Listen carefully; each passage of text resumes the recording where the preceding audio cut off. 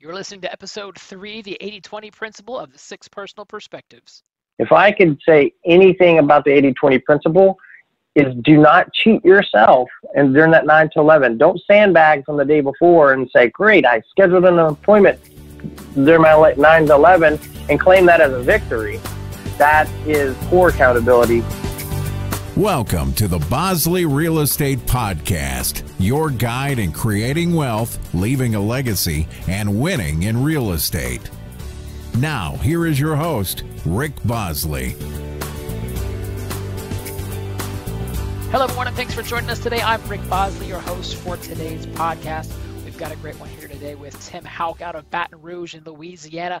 This is the third episode of the second series of 6 personal perspectives. I get it. There's a lot of numbers in there, yet trust me, you're going to want to make sure you have a pen and paper or at least a time when you can go back and listen to this. So whether you're at the gym, driving your car, listening to work, wherever you might be, I appreciate you for jumping on. If you like what you hear, please do me a favor and like, comment, share, give with friends. It helps us get the exposure. I am a full-time real estate agent out of the Central Florida, Orlando area. So if I can help any of you guys, your friends or your network in the real estate arena, please make sure you reach out. Enough about that. Let's get on to the episode of Tim Houk from Baton Rouge and the 80-20 principle of 6 personal perspectives. All right, thanks for joining us. I'm here talking with Tim Houk. Tim, if you can say house, you can say Houk, right? That's the slogan that you go by. Absolutely, that's it. Perfect. And you are out of the New Orleans area, and I see you've got the Go Tigers. Did I say that correctly? That's right. Go Tigers. So I've got to ask, because I also asked Josh Anderson, because I think he's an LSU alumni. I'm a UCF alumni. How do you guys feel about the UCF football squad? It's cute. You know what? It's better. It's better than who are they again? Where are they from? So I just like that we're at least on your radar. Right. There's some threatening there of our Power 6 squad. Man, listen, it's cute. I'm a fan of college football in general. I think it's a pure sport, but yeah, kudos, good job. All right, well, let's talk less about that because I'll probably lose most arguments, and let's jump into the 80-20 principle. This is step 2 of the 6 personal perspectives. We're doing our 6-step series, and you were specifically mentioned when I said I need someone who's really mastered or pursuing mastery in terms of the 80-20 principle. So I appreciate you jumping on. Let's dive into a little bit. Before we go into the tactics around the 80-20 principle and what it is, give us a little bit of backstory or history of where you came from and how you got to where you're at. Can you guys fill the audience in a little bit? Absolutely. Like I told you, 13 years in the business. I started off in 2006 and very undisciplined. I'm going to be quite honest about that. But it was easy during that market to do a decent amount of business. In 2008, the market tanked, and I looked up one day and realized I wasn't making a lot of money.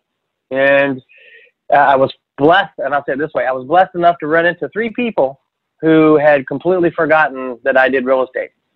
You know, that thing, oh man, I completely forgot you're in real estate. And my sister just bought a house. It was September of 2008, markets in just flat as can be. And I purchased probably the 2 best investments I've made. It cost me a total of about $45. $10 of that went to the Millionaire real estate agent, and 35 of that went to Top Producer Software for 1 year. And I made the commitment to tricked my mindset there, because when you just told me you bought 2 investments for $45, I thought you were talking about properties. I was going to completely derail the entire conversation. You're talking about a red book, which is a lot of the manual that we've built our business off of, in the software of the CRM of Top Producer, right? Those are the 2 things you mentioned. Yep. Yeah, man. And I made the commitment to myself, and past military, I made the commitment that I would be disciplined enough to follow these models for 1 year. And at the end of that, I would see where I was at. In 2009, which I think is when it was really, people started to realize it was bad, my business grew 25%. And I've been on about 25% growth trajectory annually since, following the MREA models. And so I'll be quite clear. Right now, the MREA, those of you who are listening right now, the MREA is the Millionaire Real Estate Agent book. And if you want a copy of that, I'm going to go ahead and put a link down at the bottom of these notes so you can grab a copy. And it is the model. So you follow the model since 2009. For the last 10 years, you've been growing consistently about 25% year over year. Give us a little snapshot of what you did in 18, 19, and what you intend to do in 20. 2018, 185 families served for around 42 million. And 2019, we're on pace for roughly 225, 240 units, 55 to 60 million. And we have a goal in 2020. We want to help 350 families in our market. Well, when I'm looking at that of 185 to 225, that's adding about another 50. So you're right there at about that 25 to 30%. Yet next year, looking at, you'll probably finish this year around 250, give or take, and looking to add 100. So you're still even more aggressive with those goals than 25%. Have you always had the aggressive goals of about 40% year over year? I've had aggressive goals, yes. Most of the time, I've been able to find a way to hit them. However, this year I did something a little bit different. I started hitting the natural ceiling of achievement, and I was getting growth, but I found myself running out of time. And I was blessed enough in 2017 to have an amazing daughter. In 2018, I had 2 more amazing daughters. And when I couldn't work anymore, I can't work anymore. I actually have to start working less. I dove back into the models and went and hired leaders in 2018. And the first part of 2019, I onboarded them, which we took a lot of time and energy. So we went into a dip, of which we came out of in April.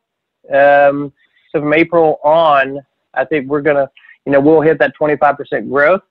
But I think we'll hit it through, we're hitting it through leadership. We're hitting it through models. And with these leaders, I believe will take us to that next area of growth, because they have goals they want to hit that are on top of mine. Well, not even on top of yours, inside of yours, right? That your world needs to be large enough for them to hit theirs. You've mentioned the word models several times. Let's dive into it a little bit, and let's start going right into the MREA of the 20% specifically. First, before we do that, the 80-20 principle, I think it's pretty loosely thrown around especially entrepreneurs and high-minded thinkers. Yet, how would you define the 80-20 principle? I'll define it a little differently for the purpose of this, for education, is that I think it starts with knowing what's the most important and staying focused on that. So as for a real estate agent, I know that it's lead generating, following up with leads generated during that time, going on appointments, negotiating contracts.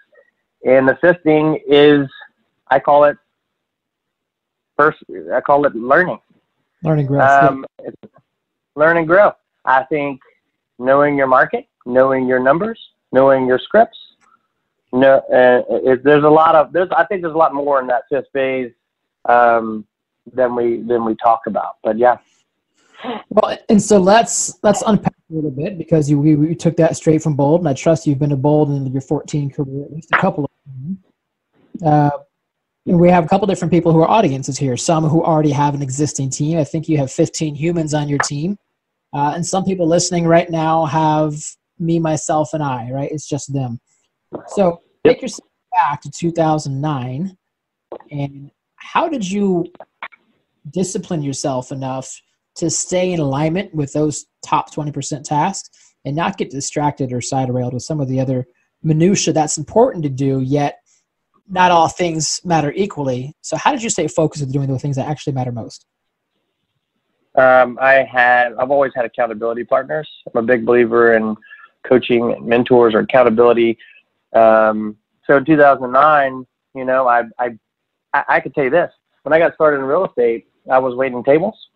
I would work at the office from 8 to 3, and I would wait tables from 4 to midnight.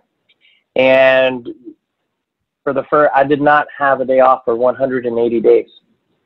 Not one single day off. I worked for 6 months straight, because I knew I wanted success so badly that I was willing to do whatever it takes to make it work.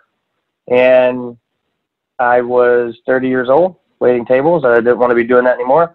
And during that, so I would prospect, and I would go wait tables all night and meet more people. After 6 months, I didn't have to wait table again. And I think it's a great industry, but I was ready for a new career. And I have just not let off of those habits. It was what I was told to do, and that's what I did. Why do anything different? The models and the systems are there. Now, you also have a background in the military, right? What service or what branch, and how long were you in the military for? United States Navy, 6 years. Love that, and thank you for that. How much of the disciplines that you learned in the Navy were able to carry over in terms of habits, discipline, and mindset into your real estate career? And I think it was a lot. Honestly, I was very disciplined in the Navy and then get very undisciplined in college. So I had to get back in alignment with what I knew produced. And, working nights, taking in college, it was a little different. And so I had to get back into alignment. And I leaned on, I was a glorified deckhand in the Navy. And I started off as an E1, and I worked hard. I made my way up to E5. I got accepted in officer candidate school, and I elected to get out and go to college instead of pursuing the officer program. But I worked. It was, when you're in the Navy, it was a minimum 18-hour workday for me. Yeah. So work ethic was nothing new to you. So doing the double shift. Work ethic was nothing new. Yep. Yeah. And that's all I know. And now you've got 3 daughters under the age of 3? Yep. My oldest is 2. I've got a 4-year-old, 2-year-old, and a 1-year-old, the opposite sex. I've got 3 boys. Oh, man. It sounds like you had some twins or Irish twins. I had twin girls 10 months ago. So you and I are very similar stages of our personal life right there, which makes it all the more important because Gary Keller always tells us we're always just one who away from hitting that next level of achievement.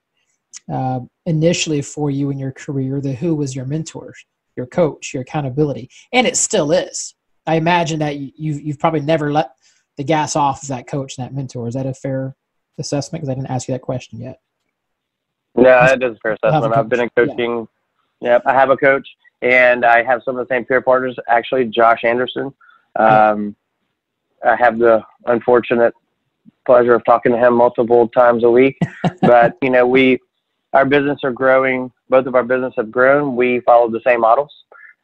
So when he's having an issue, he's like, hey man, I'm doing this. And it's being able to relate. It's being able to bounce ideas off of someone and just know that someone else is having the same challenges, and it validates some of the things that we struggle with. We get, we're having issues, and like clients are tough, or the market's tough, or this software is not working like it should be working, and just be able to talk about with other human beings is just invaluable.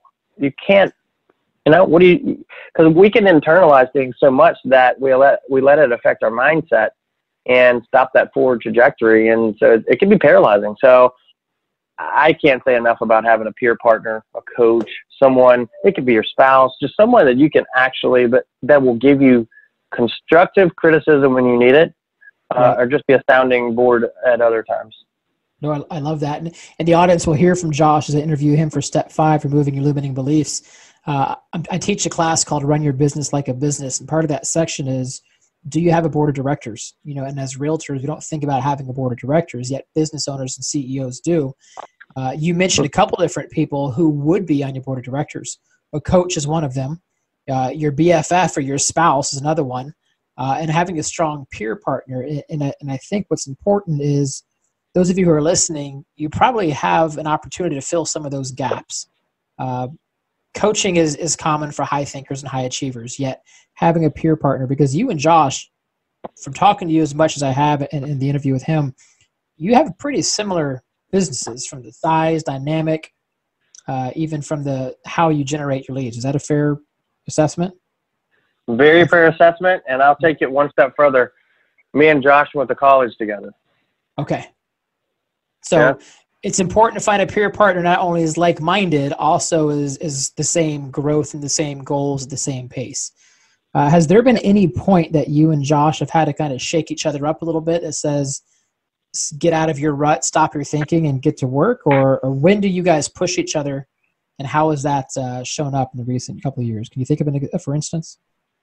Yeah. So, obviously for this long, we've become good friends, but I think real accountability, real care comes about helping you push each other. And so he knows my goals. I know his, and, a conversation may start off on a Monday morning, I'm driving to work. I'll call Josh and I'm like, hey man, how's your listing? How are you doing with your listings this month? And simple questions bring it, he has to answer it honestly. And he's either behind goal, on pace, or ahead of goal. And if he's ahead of goal, that's a congratulations. What are you working on next? If you're on pace, it's great. What are you going to do to ensure that you hit that goal? If you're behind, then it's also, what are you going to do to ensure you hit that goal? So I think it's just you have to have clarity on what you're discussing. And so we share 411s, times. There's a lot of communication. Explain to the audience, what exactly is a 411? So a 411 is a clear, it's 4 weeks, 1 month, and 1 year. And I think it's the testament to what you've committed to in order to hit your goals. And it's the best way to put it is, when they say what is the best way to eat an elephant? It's one bite at a time. And the 411 literally breaks it down week by week. So that at the end of 4 weeks, hopefully, if you hit your goals for 4 weeks in a row, that you've culminated and hit your monthly goals. And then you repeat that 12 times to hit your annual goals. Absolutely. And I love, and if anyone wants a link to the 411, you'll see that link below. And I'm going to grab the link from theonething.com. They've got a great example of it there. So you can see in the page notes for the 411. I think what's important, I've seen a lot of people, including myself, if I allow myself to kind of take myself off the, I've said self a lot there, off the 8 ball, it becomes a to-do list. And what's really important is that your 411 is your top 20% should-do list, because we're looking at things like your business, like the job activities inside your business, your personal, your finances. In the One Thing book on page 114, they talk about the 7 areas of your life. How extensive is your 411? Do you have goals for, multiple outside of just business? Do you have goals around being a dad and a husband and everything else, and spiritual and health? Absolutely, I do. But I'll be honest, I try not to put more than 5 to 6 items in each category, because just like you said, it becomes a to-do list. So and I heard Gene Rivers talk about this, and it was very impactful in my business, that you keep your 411 clean, you keep it simple. Outside of your 411, you're going to have a project list, right? Okay. So if my project list, for example, I know we need to work on our team focus day for October 17th. Now, I don't have each item on my 411 that needs to happen. I only am transposing the most pertinent ones at the time that we'll move over. So we have a 411 is the must do, and then I'll have a task list, and I'll take things from the task list and put it on my 411 as applicable. Well, and hopefully that you become leveraged over time, so that the 80% that still has to get done can become someone else's 20%. Sure.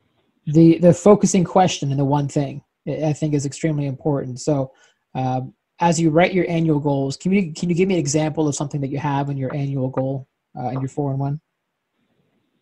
Annual goal outside of production. Regardless. Yeah, okay. So let's say something personal. I put that I want to learn to play the guitar this year. Okay. And so the focusing question would be, what's one thing you can do such that by doing it this month, that makes that become easier? And so, great. So the first thing that I did is I instituted a 66-day challenge that I would play for 66 days. I would pick up the guitar for 15 minutes a day every day. Love that. In my mind, that was the most important thing that I could do. And you know what? It was building the habit of picking up the guitar. The learning wasn't there, but I felt after 66 days, it started to feel a bit odd not picking it up because I'd made that commitment, right?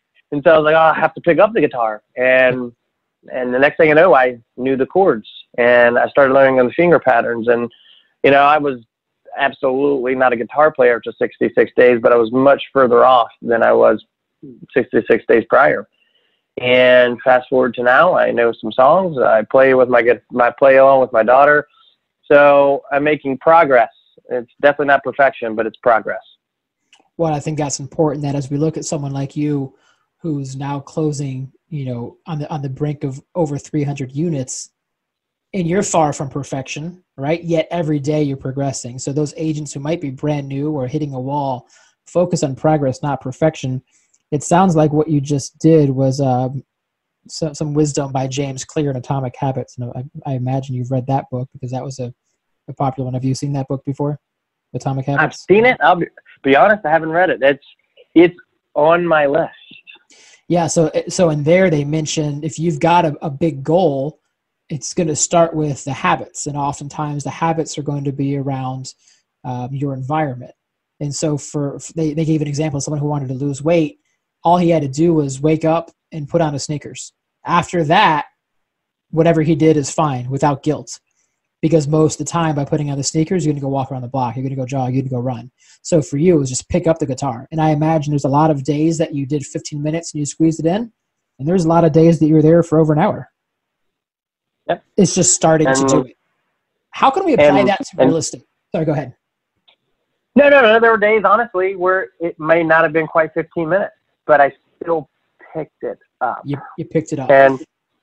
And I'll parlay that to what you just asked. Sorry to interrupt you, but how can I lay that to business? And so, my goal is to speak to X amount of people per day, and my number is much higher than most. And so if I'm a solo agent, and to say, how do you do it? So, well, can you commit to coming in and talking to 5 people a day? Mm-hmm. And then once you've mastered that, can we talk to 10 people a day? Can we talk to 10 people a day and write 5 handwritten notes? And it starts to really grow and become a habit. It feels extremely odd for me not to come into the office. I brag about the fact, and it's either it actually might be kind of sad, but I haven't missed a day of work since 2010. If I'm sick, I come to the office, at least to do something. I may go home, unless I'm out of town or at a conference. There just aren't days when I don't come to the office. And my office, my team jokes that I'm like furniture. I mean, you can pretty much bank that I'm going to be here. Yeah. So there's a bold law. If it's not in your schedule, it doesn't exist. And I imagine someone as purposeful as you, with a business plan, with models and systems, with the 411, you also have a pretty strict time block calendar. Yep. I do.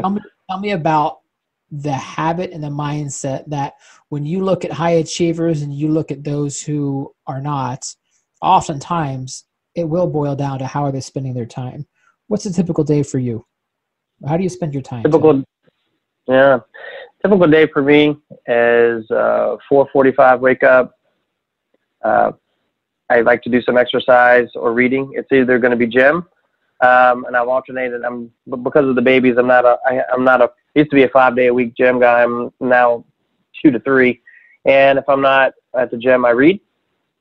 At 6 o'clock, I'm starting with my kids.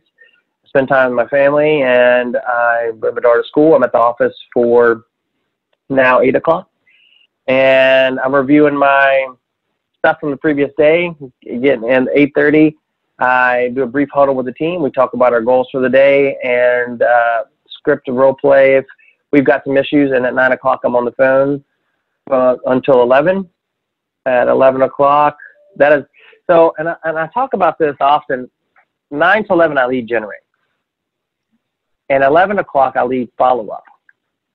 And I think where agents get confused a lot of the time is they think, well, maybe she had 2 people call you at 7 o'clock yesterday, and you're going to follow up with them between 9 and 11, and that was the days of lead generating. Mm-hmm. No, those 2 phone calls came from work you did months, maybe even years prior to, days, weeks. You don't know when, but you should have the responsibility to yourself, your family, to lead generate or prospect for new business from 9 to 11. at 11 o'clock, I will follow up with any leads that have been generated during that time or at any other point during the day. But I think it's just important. If I could say anything about the 80-20 principle, is do not cheat yourself. And during that 9 to 11, don't sandbag from the day before and say, great, I scheduled an appointment during my 9 to 11 and claim that as a victory. That is poor accountability. And I mean, now it's extreme, and you know, I'm not perfect by any means, but I would challenge everyone to kind of think about that, because what we do today shows up 30, 60, 90, and then slower markets like we're starting to see maybe 120 days later. And so we have to have the forethought that what we're doing now is going to show up at another time. Well, and I've got a little bit of, you know, the guilt, and I'll give you a perfect example. The old adage of if you must erase, you must replace. And I think I take that a little bit too liberal. So this morning, instead of doing the lead gen, it was a squeak time, and I had to, and I am air quoting, you can't see it, meet an appraiser at a house for a closing next week. And that was the only time he could do it that coincided. When stuff like that comes in, that someone else is looking to insert them on your schedule between 8 and 12, how do you handle that?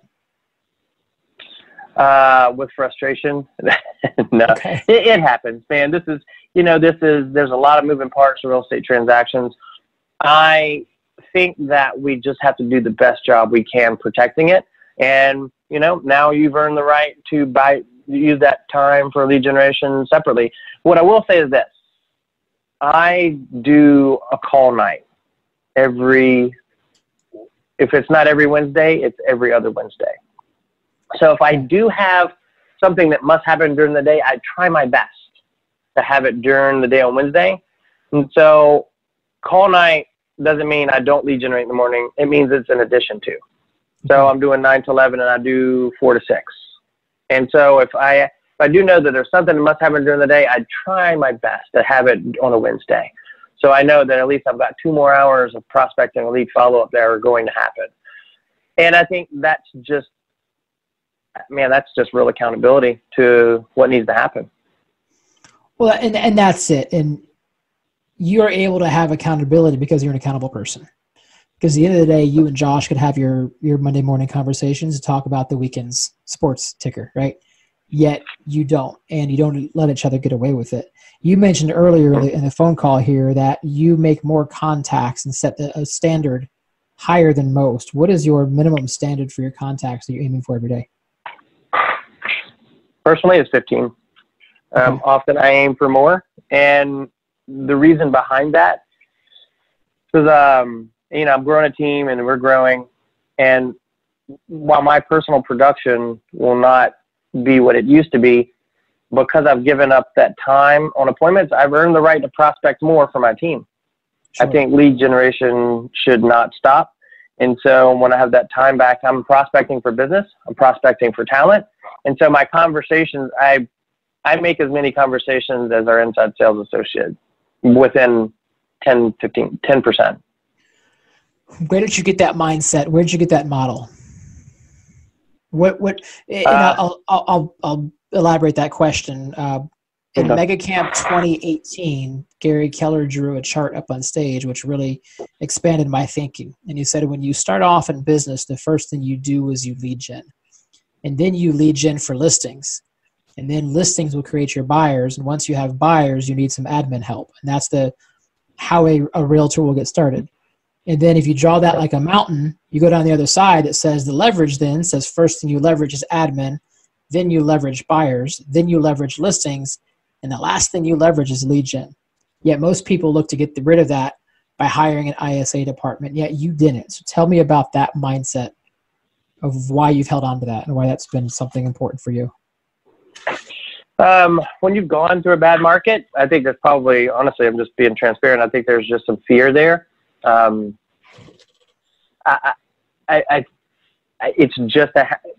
just a habit. I enjoy it. I've done it so long now that I actually just enjoy it. I enjoy the challenge, and it also sets a benchmark. There's months where my ISA was been working on projects, and we went to MegaCamp, and he fell behind on his contacts, and I had more than him. but I was able to lead from the front and say, hey, I did it, so can you. And so I think it was very impactful for him to go, Tim, man, you're right. You planned ahead. You made more contacts before MegaCamp so that you were front loaded. And it was just, I think it's just, man, I think it's just how I choose to run my business. And for everyone, they can do it how they want. I enjoy prospecting. But like I said, I'm now not only prospecting for buyers and sellers, I'm also prospecting for new hires. Talent. Talent. Yeah. So that has a, I'm looking at the 411, and when you said your ISA says you planned ahead. So those of you who might be exploring or tackling or battling with this 411, remember you have your annual goal that leads down to your monthly goal, the monthly that leads down to 4 weeks, and maybe 1 week I'm going on a cruise. Am I really going to go make 15 conversations towards my database when I'm on my cruise? No, right? And so what you're going to do is take those, what is that, 15 times 5, where we got 75 contacts, and divide them up into additional 37 the week before, additional 37 the week after, so you maintain your monthly goal. Is that pretty much summarize what you're talking about with planning ahead and front loading? Yeah, absolutely. And what happens is we think because of vacation, we forgive ourselves. Like, well, I was gone, so those weeks got to go away. But when we set our annual goals, I reverse engineer everything through numbers. So I can tell you my conversion rate when I call people is around 4%. So if I want to do X amount of transactions, actions are the only predictor for success in this industry. And so if you get to go on vacation, that week of activity doesn't get to go away. It gets moved. Yep. And that's why I think a lot of agents, a lot of teams fail, is they don't think about that. There's only 260 work days in the calendar year. Yet we plan everything around 365. So if you start to really drill it down, you can be accountable, or you cannot have results, and you get to choose. I want to reverse engineer this with you. I'm a numbers guy as well. 260 days at 4% conversion. If you're doing 75 in a week, that's 300 in a month. That's 3,600 in a year. Does that sound about right? Minimum? Yep. So 3,600 at 4%. Well, if you're at 1%, that would be what, 36? So 72. 144 transactions are created. Did I do that math correct? Through your lead gen? Yep. That is massive. So tell me about that 4%. Who are you targeting? Because when we hear 4%, it sounds like you have 96 rejections to get 4 yeses. That sounds like 24 no's to get 1 yes. Who's your audience? Let me bring a little clarity to that. Thank you for asking that question. I'm very passionate about this one. I just checked my numbers. I am actually at 3% for the year right now. I am down. This quarter has produced less. So for every 100 phone calls that I make, I have a contact to appointment set ratio of 3%. So there's 97 conversations that happen that don't yield a result yet. So I do not call leads. I don't call inbound phone call. I'm not receiving inbound phone calls. I am not outbound calling for sale owners, expireds. I am only working my sphere and my past clients. That is the only people that I call. How big is that data bank right now? I'd have to really dig to segregate mine personally from my teams. Our total team database we checked today was around 9,000. And again, I recently brought on 5 people. I don't segregate it, but I'm only dialing. I probably have cut mine back to a few hundred. Probably 400, 500. So yeah, and I travel and I teach and it's like a wave over people's face when I tell them that number, and it hits them that you have to make 100 phone calls to go on 3 appointments. My research has shown that the industry average is around 2%. 2% conversion, 2 to 2.5% conversion is maybe average. 2% is probably more realistic. Yet we have people making, 200, 100, 200 calls a month and wondering why they don't have results. Mm-hmm. So they don't understand the math behind this industry well enough. It's work. Make no mistake. It's work. Success is simple. It's not easy, and it's showing up and doing it consistently. So 34 phone calls generates 1 appointment. Yep. What does that phone call sound like? I'm in your sphere. I'm in your past client. Is it once a quarter you give me a call, and what does that sound like? Yep. Once a quarter I give you a call. And ours is very purposeful. The first quarter, all that I do with my sphere of past clients is share with them the year that I had before, how well we did, and then thank them for being a part of that, and that I would like to hear from them throughout the year. So I share our goals. I call it goal sharing. And in Bold, you remember in Bold, the first version, there was the contest, right? You call people and you're like, hey, in our contest, we can get the most. And what happens when you do that? People root for you. They want to help you. People come to your rescue. That's it. They want to help. Yep. They want to help, but you have the obligation to make them aware of what you want their help with. Now, the rest of the calls are not about that. But you put it out there. You put it out to the universe. You're looking for referrals. You're looking, hopefully you can help them with their real estate needs, investment, and any referrals they can give you. Now, the other 3 calls are simply around our client events. The side note to that is, okay, so that we have client events, one event in a quarter. And so they're getting a piece of mail about that. They're getting a phone call about that. It's just an easy conversation and reminding them you're there. You're a real estate agent. You've already shared your goal with them for the year. Now we're talking, we're in a relationship that's just about each other. Ask about their family. And so each phone call, though, where I think that a lot of people drop the ball is like, great, I have such a phone call. And you hang up, and I would challenge most people that if I go into your database, you're only going to have a phone number, maybe an email address. Do we have their home address? Right. Do you have the right email address? Do we have their children's names, anniversaries, birth dates? And so, like Gary Keller says, it's like we have to collect data. We have to be like Siri, right? Each one of those phone calls, you should be looking. If you know that person just changed jobs, what happened? An email change?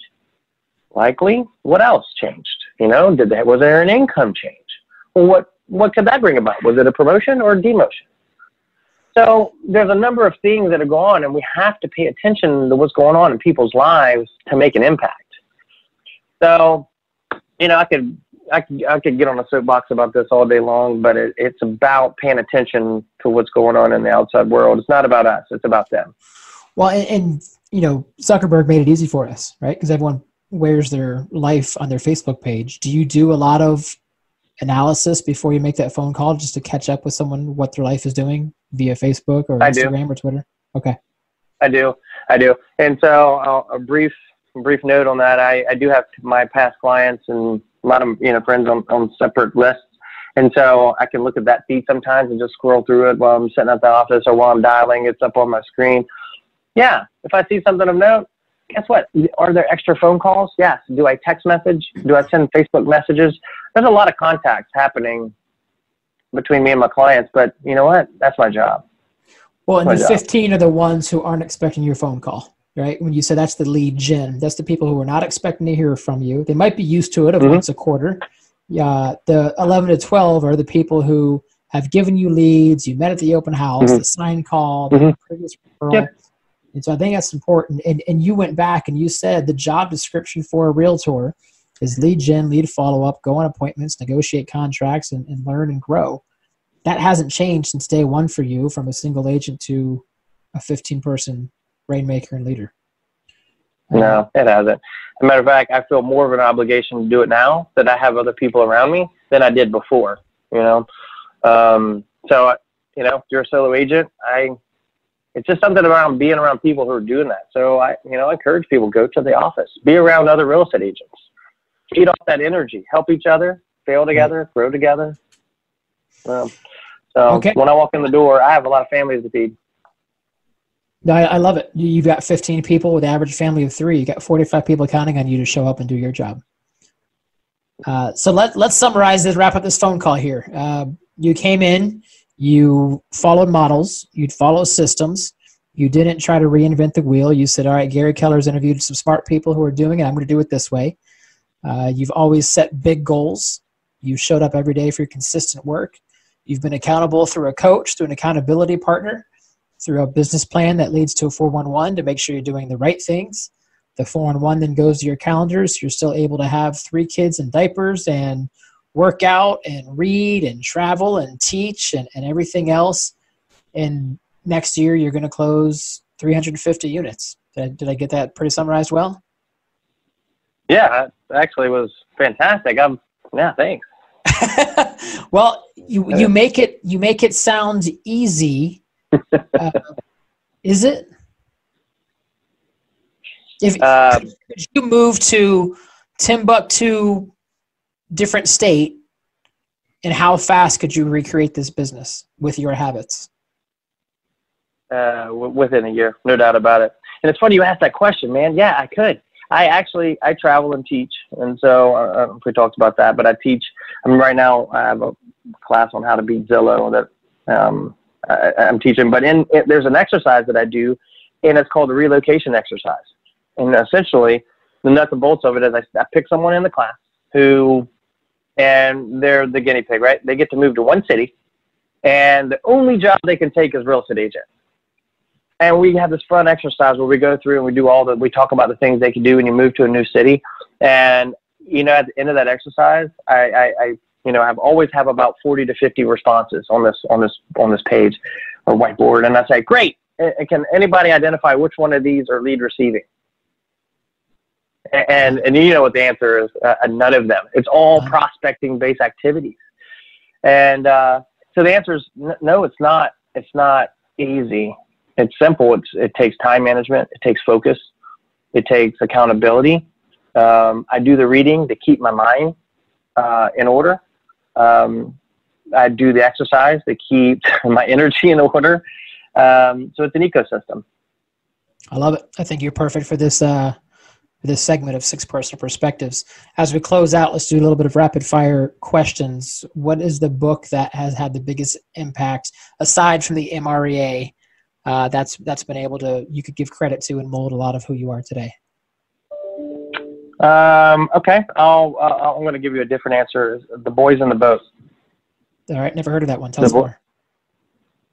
So it's about the rowing team from, I think, like 1930s, the U.S. Olympic team, in the era of the Great Depression. There's a lot of parallels in my book. It's the effort that they had to go to just to even be on that team. The amount of work, and then the parallels with the other people in the boat, how you have to row together, how the strokes have to be so harmonious. There's so many parallels. I was humbled when I read the book. I work hard, but it's not a fraction of what these boys went to be part of that. It was, man, it gives me chills. It's an amazing book. I highly encourage it. I give it out all the time. It's a good book. I'm gonna look into that, and I appreciate that. And you said work ethic and effort a couple of times here. How about your greatest mentor, or who you've looked at as a guiding post for you to get where you intend to go? Man, I gotta say Gene Rivers. Okay. I gotta say Gene Rivers. He's a KW guy. He's a models guy. He's done a lot of things. He's KWU, master faculty. He's built. I'm going to say Gene Rivers. Absolutely. No, he's a great guy. He's here in my region, North Florida region. So I'm actually going to visit him November 8th. He's teaching business planning down here, and it's already on my calendar. Yeah. Is there any question I did not ask you that you feel the audience needs to hear about this topic or anything in general? No, I'm going to sound like an absolute maniac if I talk any more about discipline. So I think we've covered it. Right on, man. Well, how can people get a hold of you if they want to reach out to you for advice, wisdom, your classes, or your referrals to some? You're in New Orleans, right? Baton Rouge, and we have an expansion team in New Orleans. Yep. Okay. So we're both markets. My number is area code 225-301-7467. You can reach me at admin@timhouk.com, or you can look me up at redsticksold.com. Red Stick Sold. I love it. Great stuff. I appreciate it. Selfishly, I took a handful of notes, so you're helping me build my career up, and I intend to to be able to stay connected with you and let you know how it's going. Thanks for the time, Tim. Yeah. Thank you so much for the opportunity. Take care. My pleasure. Take care. All right, everyone, that wraps up today's episode. I told you it was a good one, so if you need to go back and take some of those notes again, if you look in the notes section of this podcast, you'll see links to the 411, the 66-day challenge, buying the MREA book, and Boys in the Boat. So there's all your links there. Also, how to message and contact Tim Houk. As always, if you liked what you heard, do me a favor and comment, like, share, subscribe to whatever medium you're listening to this in. Follow us on Facebook and all the other major social medias at Bosley Rick. Just like the man in the robot voice will tell you right after this. Next episode, we'll be moving from E to P. We've got a special guest, Tony Baroni from Tampa, Florida. Until then, have a great, productive week and time in your business. Take care. You've just listened to the Bosley Real Estate Podcast, where we create wealth, leave legacies, and win in real estate. Follow and subscribe on social media at tagline Bosley Rick. Thank you for listening.